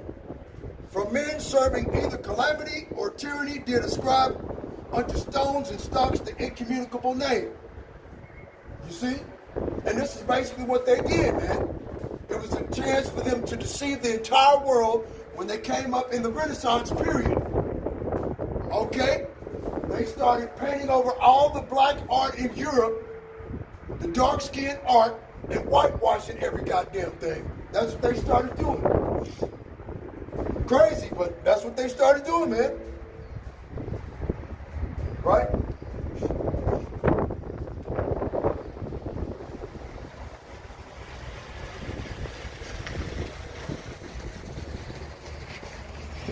So like, yeah, it's getting kind of cold out today. I don't know what happened. Okay, but whatever. Go over here to Matthew chapter 24, I think it is, verse 13. Right? Matthew chapter 24, verse 13. But he that shall endure unto the end, the same shall be saved. And the gospel of the kingdom shall be preached in all the world for a witness unto all nations, then shall the end come. Okay?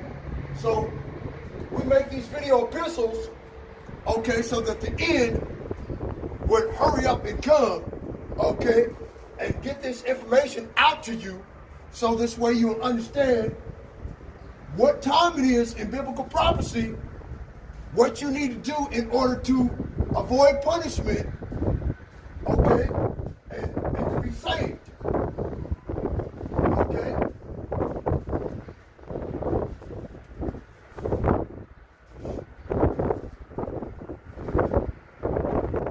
Let's go to Obadiah, chapter 1, verse 1 and 2. Right?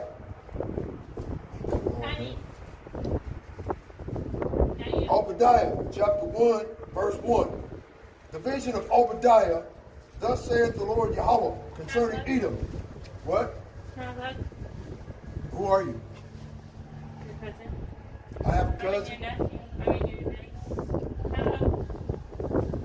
Whatever. Love you. Okay. Okay. I don't know which one. You got a black eye. What's that all about? It's Olivia. Why do you have a black eye?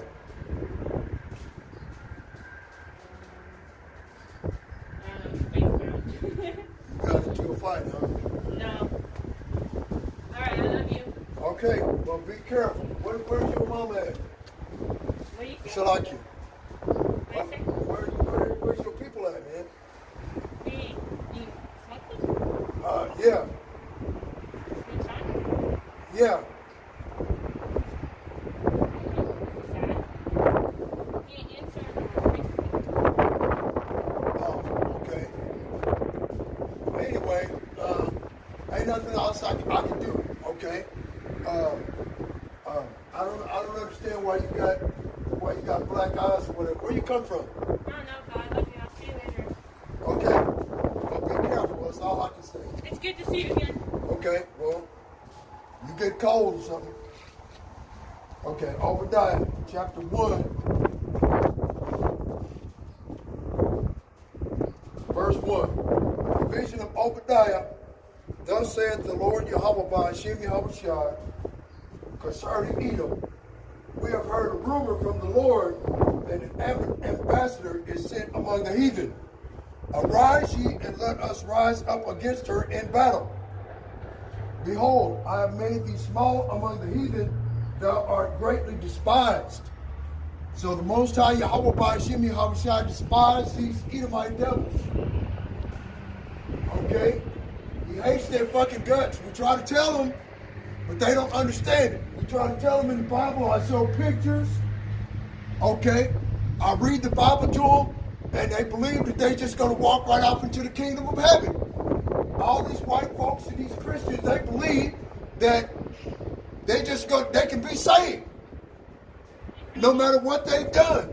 They're the ancestors or the children of the individuals that hung us from a fucking tree. And they honestly believe that they're going to walk right out into the kingdom of heaven, man. These Christians are amazing. Honey, can you keep this tobacco? Do what? Keep this tobacco. I don't smoke. Yeah. Yeah, but what do you want me to do with it? I love some. And if someone drunk, I don't have to drink. It's good. Okay, well, I don't know what you want me to do with it. Okay, well, I don't smoke. Put it down the ground. I don't smoke. It'll be right there.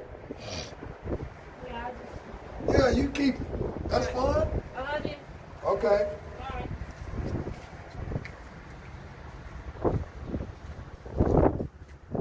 Right? Obadiah chapter 1, verse 3. Behold, I have made thee small among the heathen, thou art greatly despised. The pride of thine heart hath deceived thee, thou that dwellest in the clefts of the rock, whose habitation is high, that saith in his heart, who shall bring me down to the ground? Okay? So people don't understand what's going on. Okay? And we try to tell the people at the Christian church, but they ain't trying to hear what we got to say. So, which is fine. Go on and be left here melted, motherfucker. We don't want you anyway. Because the bloodline family inheritance that these evangelical Christians are trying to usurp is a family affair. The only people that are going to get out of here are the Israelites of the Holy Bible. Okay? They're the only ones that are going to get out of here alive. goddamn the rest of it. You see what I'm saying? There's nothing else that we could do. We done tried to tell you, we done tried to come again, tell you what the Most High God has said. You don't want to hear what he has to say. Okay, if you don't know the name of the Most High and his only begotten Son, which is Yahweh, the name of the Father, his name is Yahweh, like I said on this sign over here. Okay? Yahweh. And the name of his son is Yahweh. Okay? This shows what the Father looks like as is written in the book of Revelation, chapter 4, verses 2 and 3. And this shows you what the Son of the Most High God looks like in Revelation, chapter 1, verses 13 and 14, by biblical description. Okay?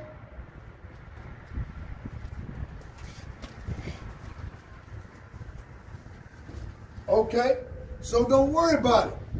The Most High Yahweh Ba'ashem Yahushai, hey, all we try to do everything. Despised. To despise. Okay? To despise. To hold in contempt. Disdain. To regard with contempt. Think to scorn. To be despised. To be despicable. To be vile and worthless. Who do you think fits that description? Donald Trump fits that description, don't he? Being vile and worthless, right?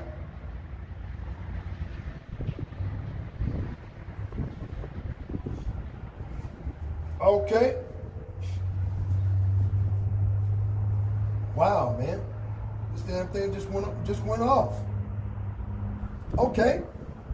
Then, okay, wow, what was that? It just decided and goes off into recompense, right? Recompense means to give compensation or a reward for service, loss, or suffering, acting as both a verb to pay or repay and a noun, the payment or reward itself, after implying a just return for effort or damage, seen in legal, personal, and biblical context as a payment for wrongs or a reward for good, or a reward for good deeds, originating from the Latin roots related to weighing and giving back. Okay?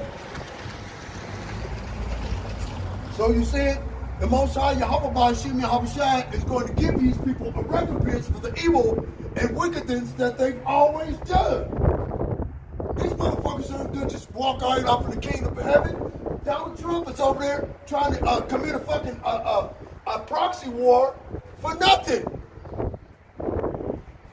You know, that's just another war. He said that he wasn't going to start any wars. That's the first goddamn thing he does? Come on, man.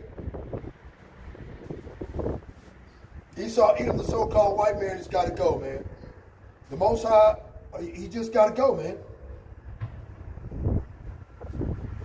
Now, let me go back over here to ChatGPT like I did on the other video. If I can get it. Okay. On ChatGPT, I said 2nd Ezra chapter 3, verse 13 through 16. Ecclesiasticus chapter 44, verses 19 through 24. Obadiah chapter 1, verses 15 through 21. Ezekiel chapter 25, verses 12 and 14. Daniel chapter 7, verse 18. This perpetual the Most High God has for Esau, is it a one-time event? And if so, what happens when Israelites are put in a state of rulership, right? So ChatGPT says, this is a deep theological question, and the passages you listed are all orbit around the same prophetic theme, judgment or covenant, inheritance, and rulership.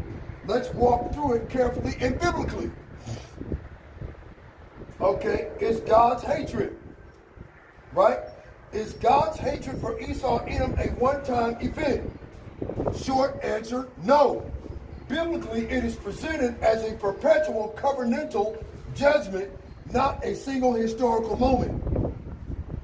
Key patterns in Scripture: ESAU-EDOM is not treated only as a man, but as a spiritual lineage, national identity, and covenantal archetype, representing opposition to the covenant, violence against Israel, betrayal of kinship, hostility to God's redemptive plan. Right? Then it goes into Obadiah chapter 1, verse 15. This is not just historical, it's eschatological, end times oriented. The day of the Lord is near upon all the heathen, but upon Mount Zion shall be deliverance, and the house of Jacob shall be a fire, and the house of Esau for stubble. Right? So I just shortened up all those biblical scriptures for me. This places Edom's judgment in a future global judgment context, not just ancient history. Ezekiel chapter 25, verse 12. Because that Edom hath dealt against the house of Judah by taking vengeance, therefore will I stretch out mine hand upon Edom. I will lay my vengeance upon Edom by the hand of my people Israel. This is crucial. God says Israel will execute the judgment, not just foreign empires. This connects Edom's judgment to Israelite restoration and authority. Okay? Okay? So ESAU-EDOM being judged in righteousness brings about our eternal inheritance and us to be set forth back upon the earth, not only as God's chosen people, okay, but putting ESAU-EDOM down, okay, and puts us back in authority. Ecclesiasticus, the book of Sirach, chapter 44, verse 19. This is a covenantal language. Abraham was a great father of many people. This chapter establishes righteous lineage inheritance, contrasting covenantal heirs versus rejected lines. See? So it just goes to show you once again that those individuals calling themselves Jews over there and are not, they're imposters. They claim Abraham, but not his son Isaac, the son of promise. Okay? They don't claim Jacob or Esau. They say the 12 tribes are lost and that the Edomites are done away with. You see how that bullshit works? It's a lie, man. Come on. Dang. I know it's cold out here. Trust me, I get it. Right? Esau is consistently placed outside inheritance theology, not merely history. Right? Say it again. Esau is consistently placed outside inheritance theology. See? Because the covenant that was passed from Abraham to Isaac is passed on from Isaac to Jacob. As it says in the book Romans chapter 9, before Jacob or Esau were ever born and they were ever charged with goodness or badness, good or evil, it was already decided that the elder shall serve the younger, and that the younger shall receive the inheritance. Okay? There's nothing these Edomites can do about it. So like you.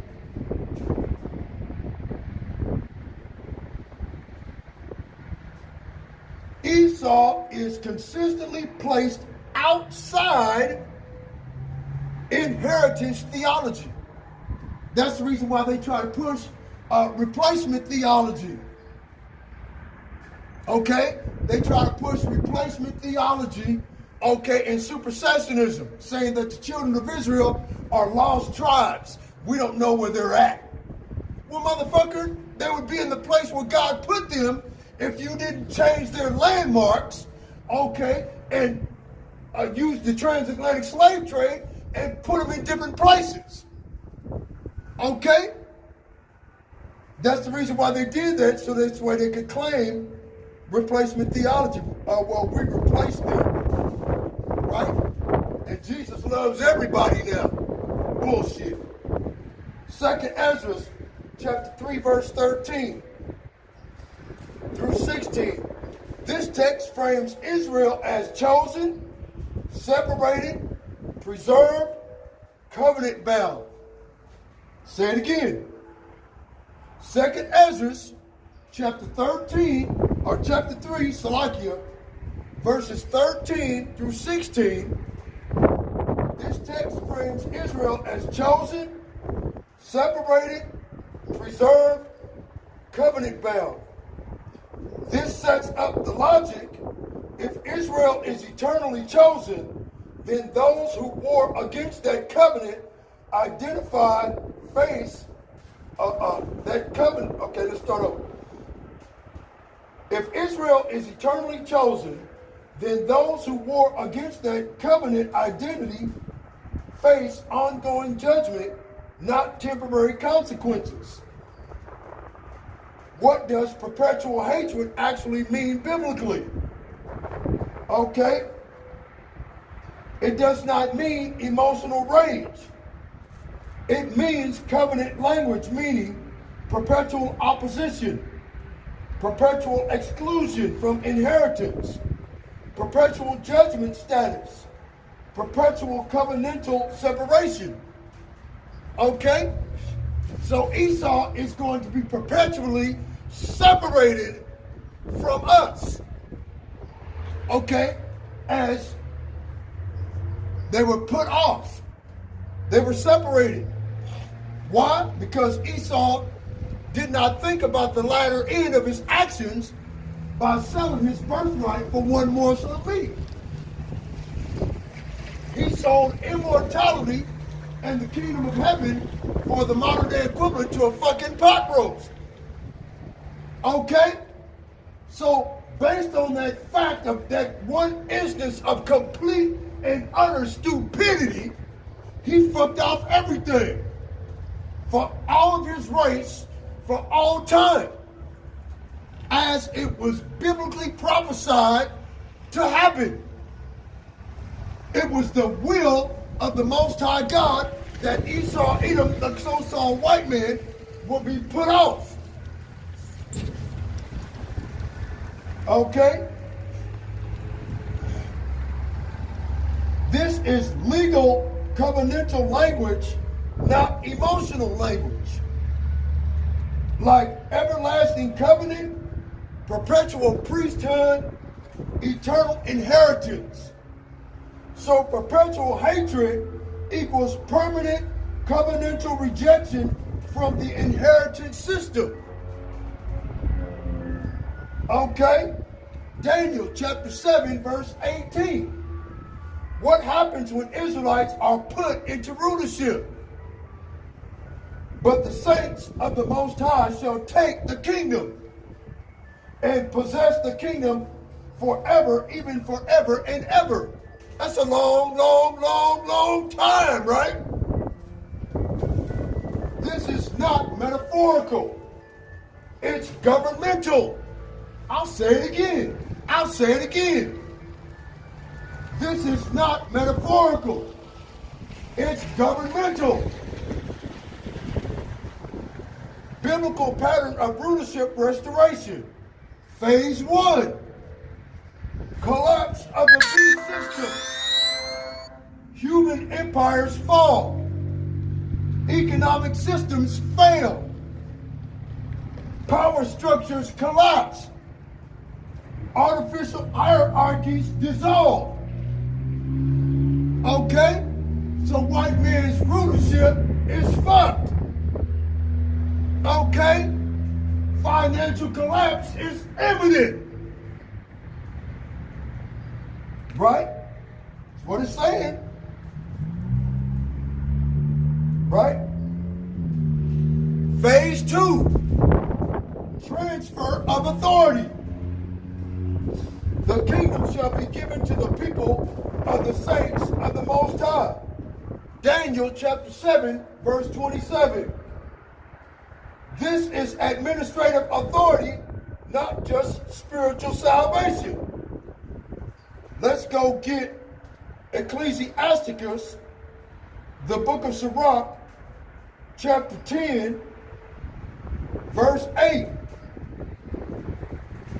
Because of unrighteous dealings, injuries, and riches got by deceit, the kingdom is translated from one people to another, which goes to show you and gives more credence to what happens when there's a transfer of authority from the white man that ruined every goddamn thing back to the Israelites that will create a utopia with peace for all mankind. And the mankind are for Israelites. Also the heathen nations that will be our perpetual slaves, handmaids, and manservants for all eternity. That's their place, right?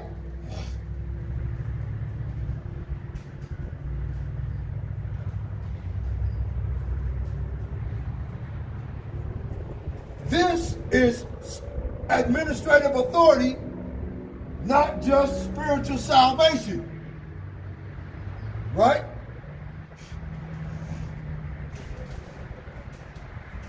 What happens when Israel enters rulership? According to prophecy, justice replaces exploitation, right? Because that's how Esau-Edom, the white man, got rich, by exploiting the so-called blacks and Latinos for all of the different inventions that they had.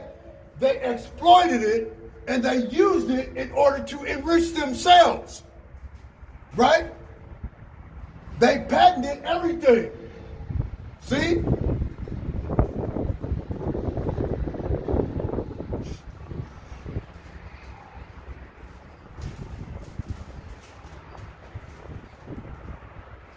Isaiah chapter 1, verse 26. Judges restored. Micah chapter 4. Righteous governance. Amos chapter 9. Restored dominion. Law becomes moral again.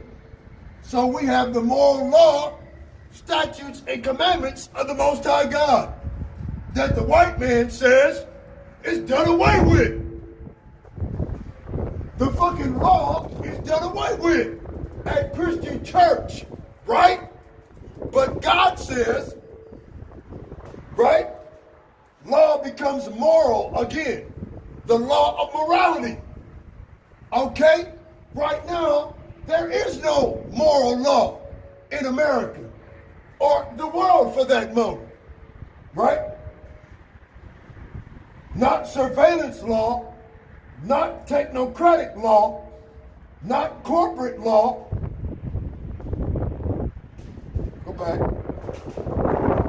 But Torah-aligned justice, protection of the poor, limits on power, moral boundaries, restraint of tyranny. What's the governance structure? The governance structure changes. No elite bloodlines. No financial oligarchies. No technocratic priesthoods. No digital caste systems. Right? Why is Edom judged specifically in end-time prophecy? Because Edom represents more than ethnicity. Spiritually, Edom symbolizes covenant rejection, birthright selling, materialism over promise, power over obedience, dominion over brotherhood. It becomes a system, not a people. Right?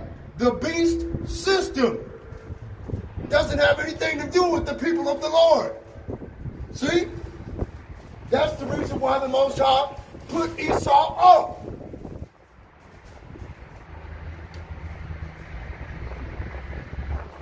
So judgment falls on systems of domination, systems of exploitation, systems of covenant betrayal, systems that war against divine order. Wow. Right? 6, prophetic structure simplified. Number 1, systemic collapse. Number 2, beast government fails. Number 3, covenant people restored. Number 4, saints receive authority. Who are the saints? Isaiah chapter 14, chapter 148, verse 14. Right? Who are the saints? Let's go get it. Psalms chapter 148, verse 14. He also exalted the horn of his people, the praise of all his saints, even of the children of Israel, a people near unto him, praise ye the Lord. Right? Saints receive authority. So who gets the authority? The children of Israel, Negro, Latino, and Native American. Okay?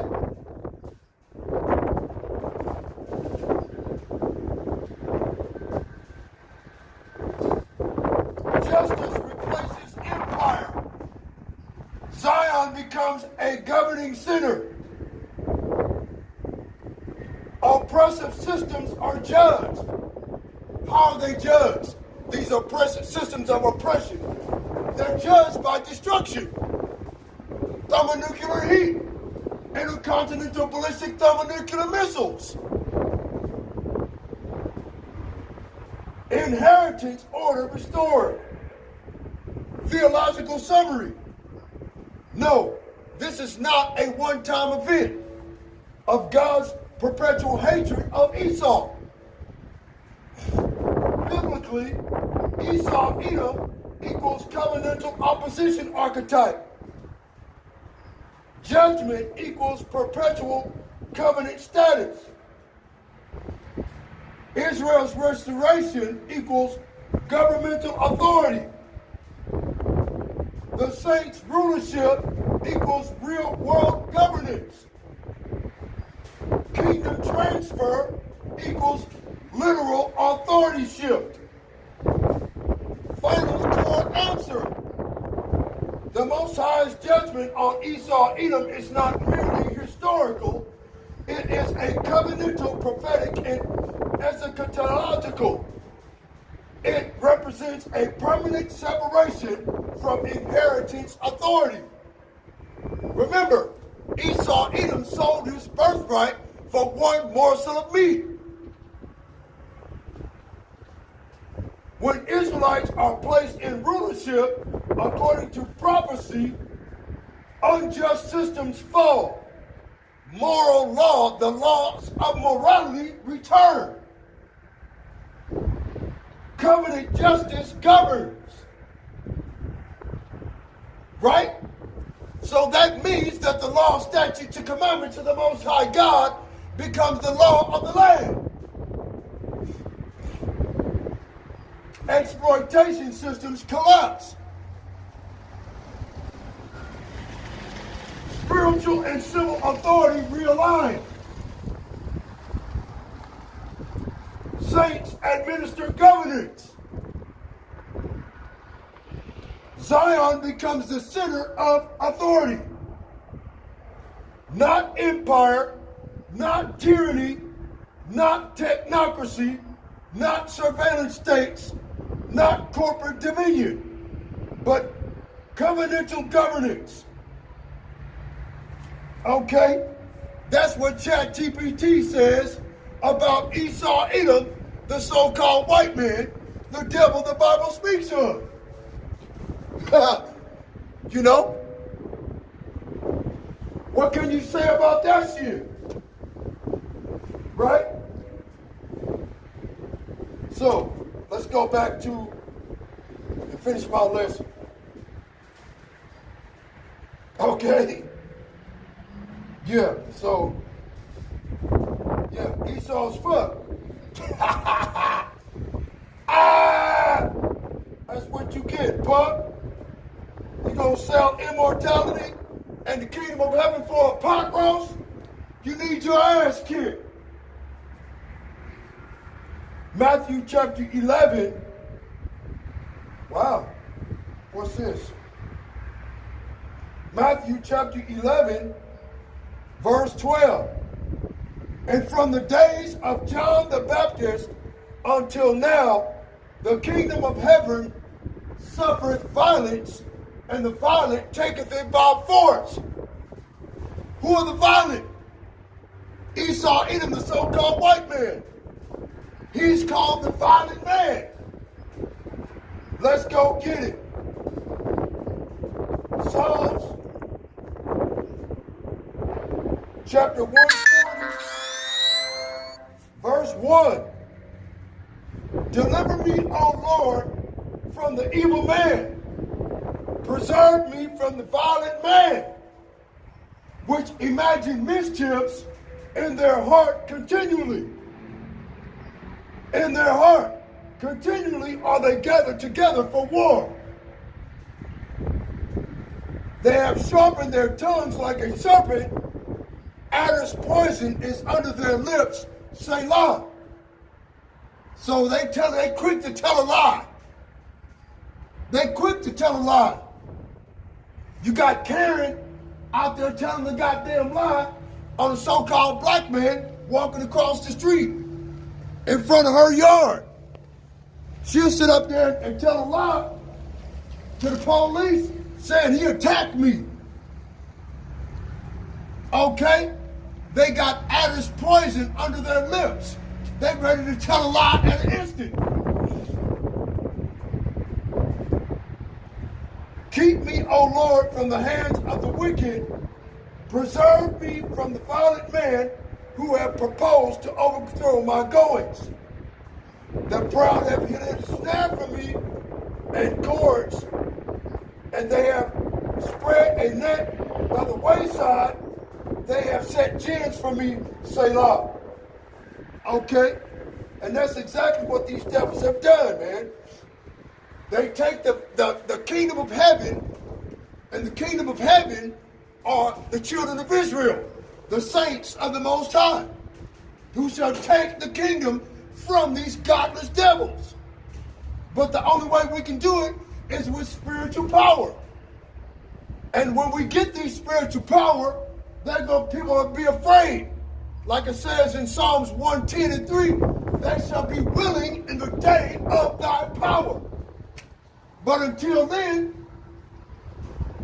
we're just a bunch of disgruntled niggas standing on the street corner talking shit and uncertain. They don't care about anything that we say or about what the Most High has said as biblical prophecy concerning the welfare of the world. They don't give a shit. So the Most High, Yahweh Ba'ashem Yahweh Shai, is going to speed up time itself and shorten the days for the elect's sake. Right? Let's get it.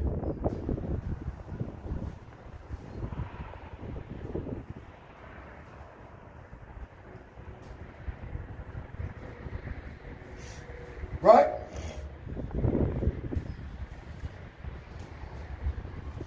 Isaiah chapter 45, verse 4. For Jacob my servant's sake, and Israel mine elect. I have called thee even by thy name. I have surnamed thee, although thou hast not known me. Matthew chapter 24, verse 22. And except those days should be shortened, there should no flesh be saved, but for the elect's sake, those days shall be shortened.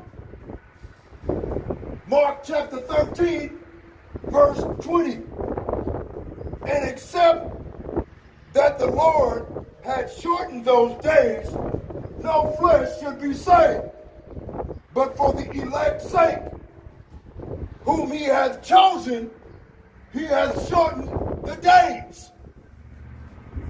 So you're going to start seeing the days speed up.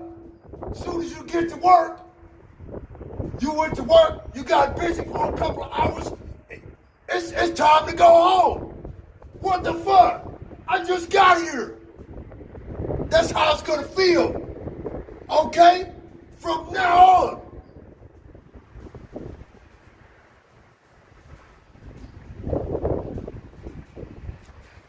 Revelation. Hold on.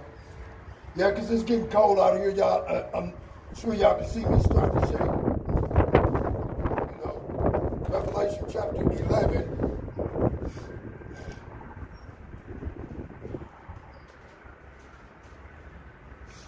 Verse 18. And the nations were angry, and thy wrath is come, and the time of the dead, that they should be judged, and that thou shouldst give reward unto thy servants, the prophets, and to the saints, and them that fear thy name, small and great, and shouldst destroy them which destroys the earth. Right?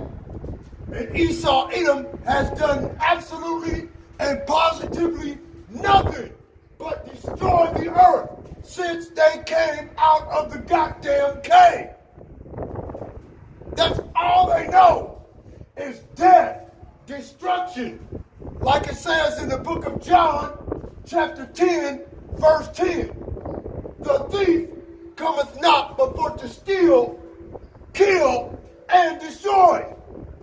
And that's exactly what these Edomites have done for 500 years. The air is poisoned with chemtrail. The ocean is poisoned with oil slick.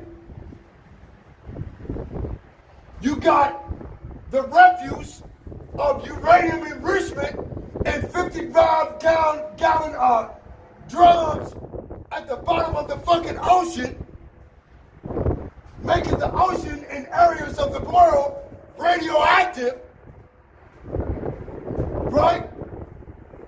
Then they poison the land with Monsanto. When it rains from the chemtrails, they seed the clouds with chemtrails. They poison the water, and the rainwater falls into the ground and poison the ground.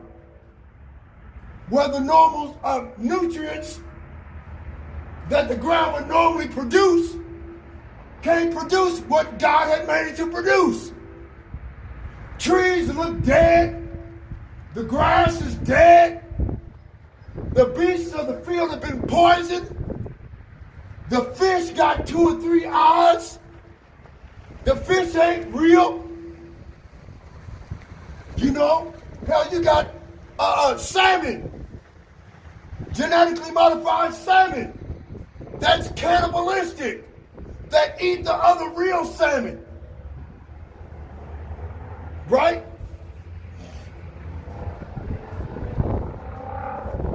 The air ain't clean.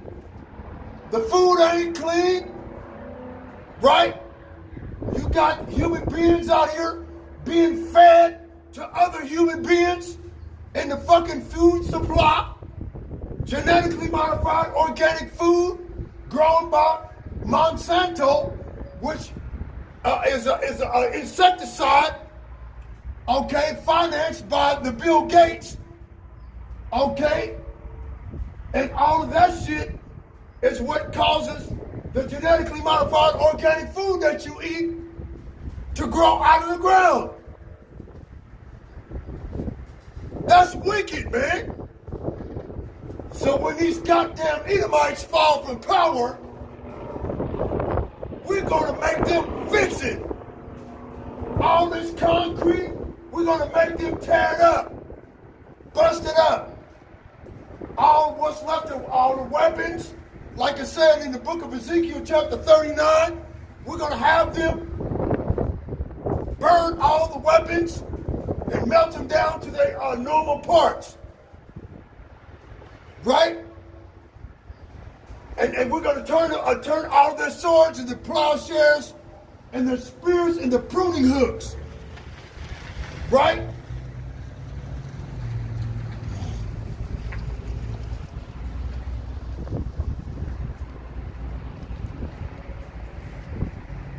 I'm going to close out with this because it's getting cold. I'm going to go out with Job, chapter 20.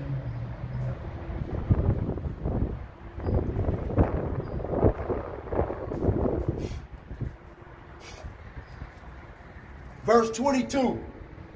In the fullness of his sufficiency, he shall be in straits.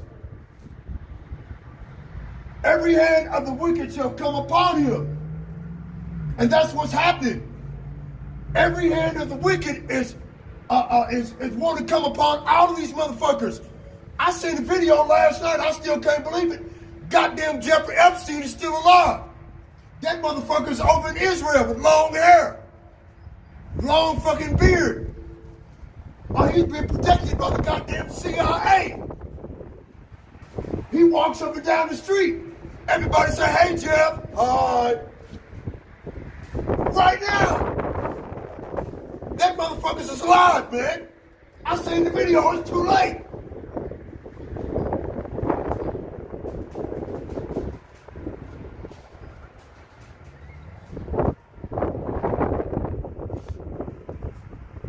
Job, chapter 20, verse 23. When he is about to fill his belly, the Most High shall cast the fury of his wrath upon him, and shall rain it upon him while he is eating. Right? So these bastards are about to eat. The Most High is going to drop nuclear weapons on his blood. With this bullshit war he just started. Okay? That's going to bring Russia, China, and all the rest of these nations in to help Iran. Okay? I'm telling you, watch.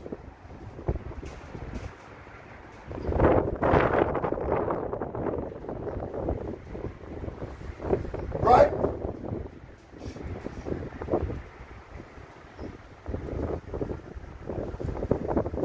Job chapter 20, verse 26. All darkness shall be hid in his secret places, a fire not blown shall consume him. Like it says in Isaiah chapter 9, verse 6. Right? There was a battle. Let me get it right quick. And then go back. Isaiah chapter 9. Damn it, come on. Verse 6. Verse 5. Salakia. For every battle of the warrior is with confused noise, and garments rolled in blood. But this shall be with burning and fuel of fire. Right? So back to Job, chapter 20, verse 26. All darkness shall be hid in his secret places. So all of these, witch doctors, and all these motherfuckers that partake in odious works of witchcraft, sacrificing babies, drinking blood, eating human flesh, they're going to go into these deep underground bunkers, right? Like it says in Revelation chapter 6, right? All darkness shall be hid in his secret places. A fire not blown shall consume him. It shall go ill with him that is left in his tabernacle. Right? So not only they're going to have a problem, getting that bullshit New World Order off the ground, okay, and have all kind of in the fullness of its sufficiency being straits, right? Have all kind of issues, okay. But the Most High God, as soon as they think that they got it all accomplished, Novus Ordo Seclorum, New World Order of the world, right? Annual corruptness, right? We have crowned our enterprise with success, and they clink their glasses to drink. That's when the Most High gonna push the button on these motherfuckers. They're gonna go into these deep underground bunkers, right? A fire not blown shall consume him. It shall go ill with him that is left in his tabernacle, right? Verse 27 in my point, the heavens shall reveal his iniquity, and the earth shall rise up against him. And that's exactly what's happened. Okay? The entire world that rose up against this fucking Edomite. Everybody knows who he is. Everybody's on every search engine in existence, on every platform, doing research and background on all of these motherfuckers, man. It's over. Okay? Praise the Lord. Call Allah Yahweh. Ba'ashim Yahweh Shai. Ba'ashim Rahama Kakadash. Right? The increase of his house shall depart, and his goods shall flow away in the day of his wrath. This is the portion of a wicked man from God, and the heritage appointed unto him by God. See? Go back to Romans 9:9. Before either Jacob or Esau was ever born, it was already decided in the spiritual realm who was the good God, who was the bad God, who was going to get the birthright, who sold the birthright. Okay? It was already decided before they even got here. Okay? So ain't no way out for Esau. Esau's just fucked in the game. Might as well do whatever. He's gonna fail. To the east, call Allah Yahweh, Ba'ashim Yahweh Shai, Ba'ashim Rahama Kakadash. Double honors to the apostles and elders of Great Millstone for teaching me this truth, who rule well. Peace and salutations to the hopeful elect. Shalom.